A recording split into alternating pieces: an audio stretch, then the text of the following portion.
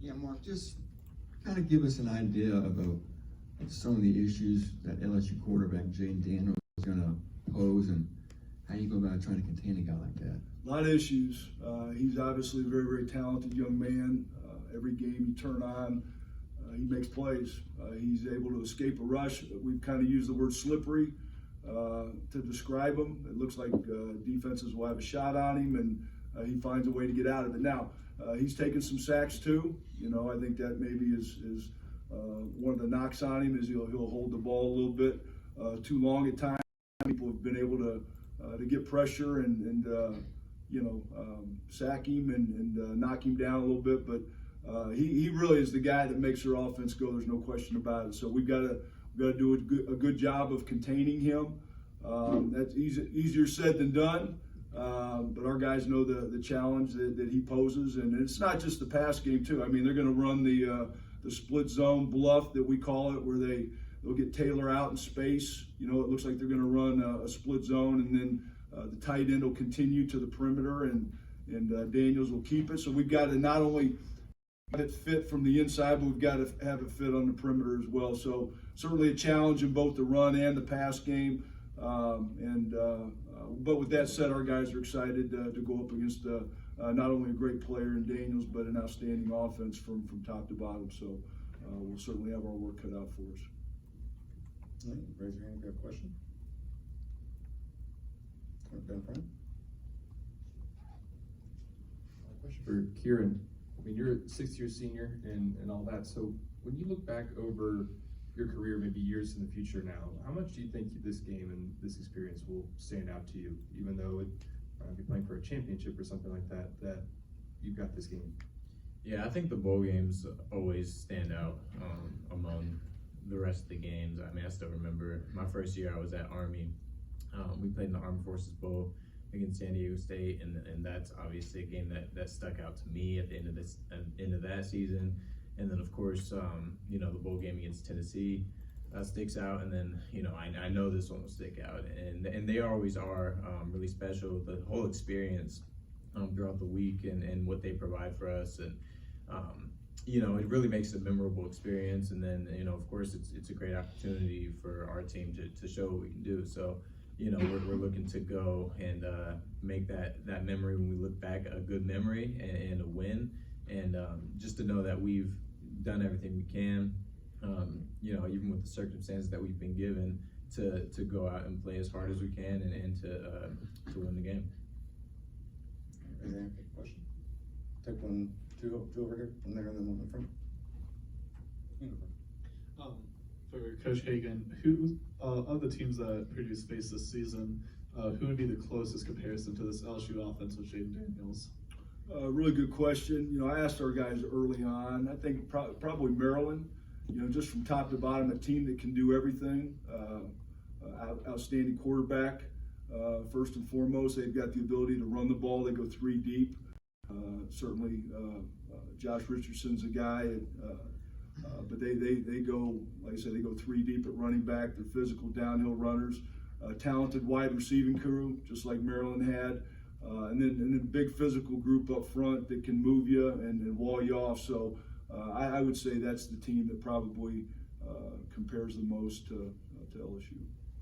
Kieren, for you, have you guys found it difficult to keep focus on this game and this opponent with everything going on within the program? No, I don't think focus. I mean, I think focus is always a difficult task. The struggle daily is focus, and it's something that if it wasn't, opt-outs and coaching changes, it was going to be something else, and it always is something. And you can ask any player and any coach, and they'll agree with that. And so, I mean, insofar as it's always hard to focus, yes, but I mean, we know that if we are able to focus and we're able to go out to practice with energy and we're able to execute the game plans, then that focus is going to lead to most likely a win, to be honest. I mean, the more focused team usually is going to play harder, and they're probably going to win. So, I mean, that's, that is something that we know. It's something that we've known the whole season, something I've known my career, something Coach Hagen's known his whole career. yeah, that's definitely something that we're aware of. All right. Mark, no Jalen Graham, no Corey Trice. Give us an idea of some of the players who have to step up to help fill those voids, and any other guys who may have to play larger roles than they're typically accustomed to. Well, I just think, Katie just said it, you're gonna have some guys that aren't there, opt-outs for whatever reason. Bryce Hampton's gotta step up, right, but he's played, it's not his first time out there for us, so he's played significant time. Without Corey, we're not as deep as we would like to be at corner. So Brandon Callaway's a guy that's on deck and got to be ready to go. Antonio Stevens is another guy that's played a little bit for us, that's going to play extended minutes. So those are the guys at the top of the list. But we've got some guys that we've lost to injury throughout the year, and we've had to have down the line guys step up, whether it be in special teams or offense, defense, whatever you want. And that's just what we deal with nowadays. We're not the only team that's had some opt-outs and injury situations. I think every team has to deal with it, and it's a next man up mentality. So, like Katie said, we don't focus on the obstacles from day to day. We talked about it early on. What we need to do and what we're expected to do, and I think our guys have handled it well to this point. Like I said, we've had good practices, we've had good work. Our season got extended by a week.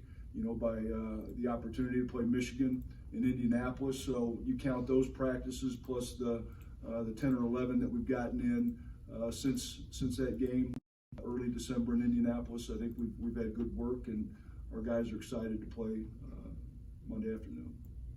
Take one over. Coach, just as a D-line coach as well, I'm just curious. LSU sort of played musical chairs in the O-line to start the season, and then ultimately settled on two true freshmen at the tackle spots. What have you seen on film from that group and maybe just the two edge guys? Big and physical, like I said earlier. They can move people. I think they average 6'5" and a half, about 325. So, but we've played big O lines in the Big Ten, and our guys understand that challenge. The two tackles are very, very talented. They've gone up against some great edge people throughout the year in the SEC. They've been burned at times, but they've also played very, very well at times. So to me, they're not freshmen anymore. They played a 13-game season.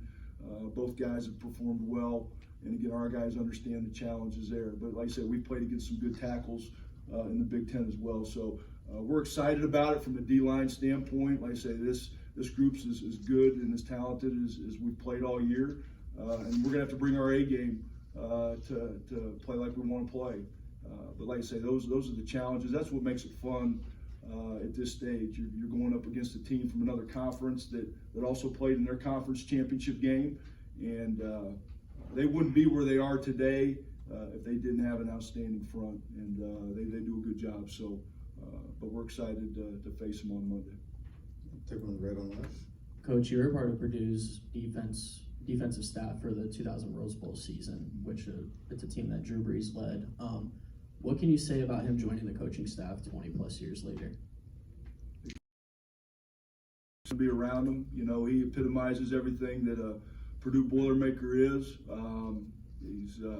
He's been everything, for our football program since the time I joined back in March of 2000, and it's just his way to give back, in a time where there is, some change, right? We've got a new coaching staff coming in, and but I think he's been able to come in and kind of calm the waters and just be a great presence, for our football team, and the opportunity for our guys to just kind of sit there and talk to him, especially our quarterbacks who are getting coached by him every day.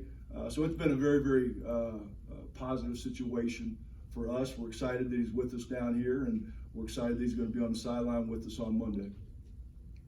Last call. All right, thank you guys. We appreciate your time.